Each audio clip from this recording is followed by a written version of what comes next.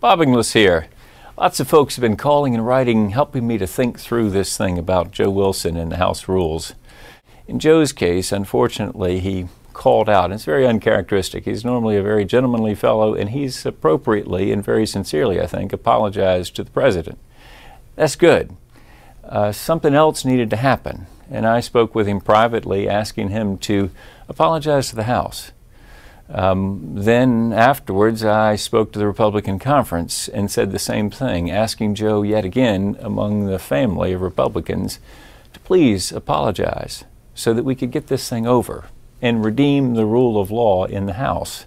Because the House has rules. You got to follow those rules. You know, when somebody's recognized to speak, I can't speak over them. I've got to wait for them to finish. And then I can speak. And the good news is here in the House, we've got plenty of time to speak and freedom to speak.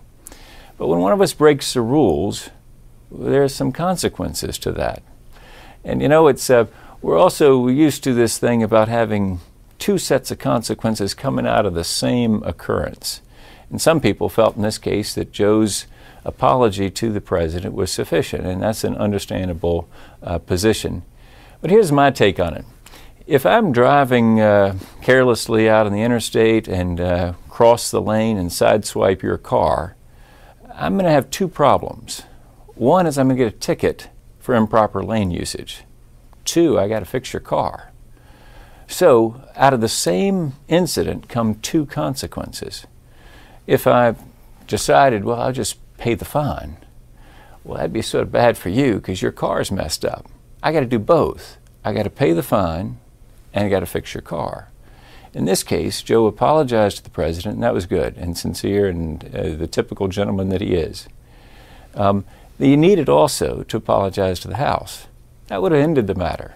As it was, he didn't, so the House needed to speak. The House needed to say, we can't tolerate this breaking of our rules. And the good news for my friend Joe Wilson is it's done with now. It's over.